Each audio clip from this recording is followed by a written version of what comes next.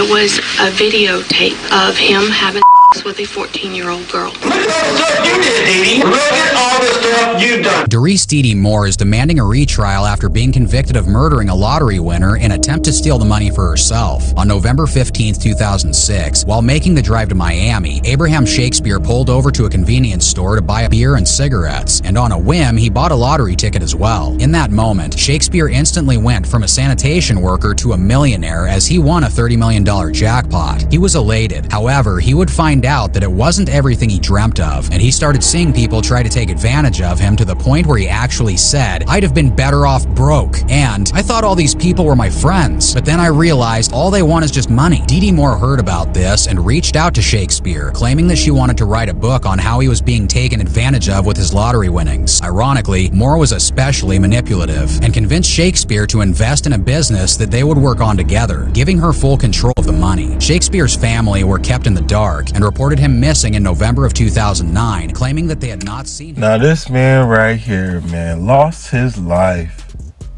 Let's see how this story play out, because he lost his life over money. That's just sad how people act over money.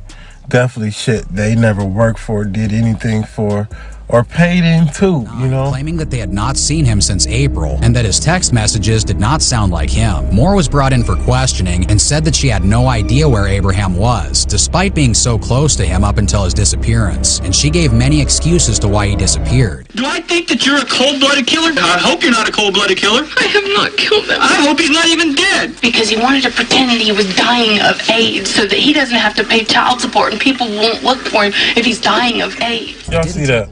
She said he died of AIDS because he was trying to dodge child support. Now, if you worth millions of dollars, you'll just pay that shit like, here you go. You know what I'm saying? Like, he's around your crazy ass. It didn't take long before the investigators discovered that Moore was faking Shakespeare's approval in order to use all of his funds as she pleased. So for your investment of $185,000, you are receiving on paper $3.5 million. So you are spending a nickel for every dollar of debt that is owed to Abraham Shakespeare. The more she spoke, the more guilty she seemed as her stories kept switching up on a dime. It was a videotape of him having sex with a 14-year-old girl. I honestly can't look at you and believe a word that's come out of your mouth.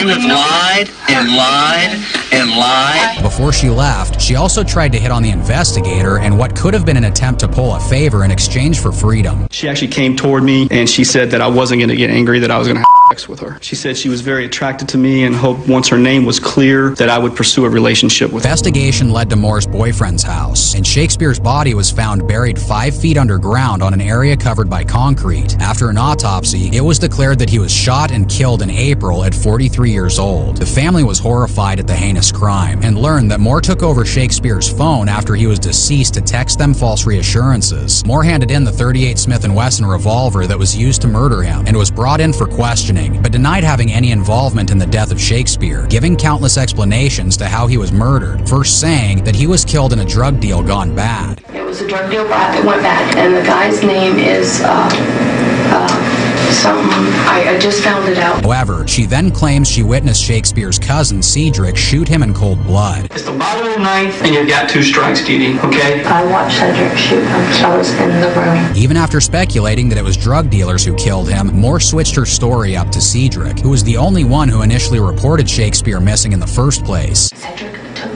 the gun and in cold blood did not even hesitate to shoot the man, and I seen it happen. As her guilt was becoming more obvious, she admits that she tried to cover up Abraham's murder. Look at all the stuff you did, Dee Dee. Look at all the stuff you've done. If there's ever been some kind of cover-up, you did it on this case. I had to. As if Moore couldn't get any more desperate, she attempts to blame So she said, first she up here saying he died of AIDS, then he motherfucking goddamn had sex with a girl, fucking got shot by his cousin. You know what I'm saying? Freddy Krueger was chasing him in his dreams, so he decided to take himself out. You know, he was walking down the stairs and seen Jason. Jason grabbed him. He ran into the Texas Chainsaw after he got free from Jason.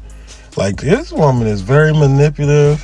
She's crazy. She got issues. She got mind problems, all that type of stuff. Desperate, she attempts to blame her own son for shooting Shakespeare in self-defense. She said my son RJ shot Abraham twice. Abraham was trying to choke me. RJ walked in the room, grabbed my gun, and shot him. He was only protecting me like any son would do. Dee Dee Moore would now stand trial for first-degree murder, and with evidence mounting against her, things were not looking to go her way. Moore was convicted of the murder charge and sentenced to life in prison without parole. Cold, calculated, cruel, they all apply. Manipulative, probably the most manipulative person that this court has seen. Abraham Shakespeare was your prey and your victim. Money was the root of the evil that you brought to Abraham. In June 2023, Moore asked for a retrial and will face a judge to argue her case for another trial, as Shakespeare's family still grieves the loss of their loved one. Well, unfortunately, somebody like her, the judge is gonna have to hit her with the hammer on the desk and say, I don't never want to see you in one of these courtrooms again.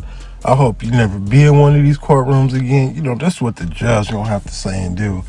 Just for the simple fact, she's one of them. She's gonna keep bugging them. She done killed that man over money, and you know, God blessed him for a reason, and he felt like it was his season, so he wanted to be generous, and he just came across, you know, a demonic person who wanted it all and thinks she can just go around taking shit. You feel me? This story is super f***ed up. This is Charles Doty Jr., a 64-year-old white man from outside Knoxville, Tennessee. One night in November, authorities say Doty walked into this Little Caesars to pick up his hot and ready pizza. Only it wasn't ready. He was gonna have to wait 10 minutes.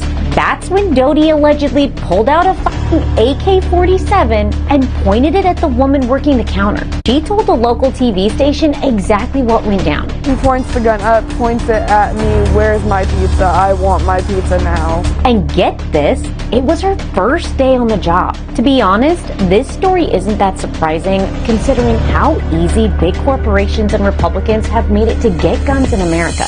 You should know that there are more guns than there are people in the United States. The gun industry itself estimates that Americans privately own over 24 million assault-style weapons like the AR-15 and AK-47, two guns commonly used in mass shootings. To put that in perspective, if assault weapons owners were a state of their own, it would be the third most populous state, smaller than only California and Texas. Given incidents like the one at that Little Caesars and the recent mass shooting in Tennessee, what do you think the state legislature is working on? Not gun control. Republicans have stonewalled all efforts to bring about any restriction on private citizens owning weapons of war, like assault rifles. Critics say this is a classic example of politicians protecting big business instead of protecting the health and safety of everyday citizens. As for that impatient guy back at the Little Caesars, that all went down a couple years ago, but just this week he pleaded guilty to aggravated assault and will be sentenced later this year.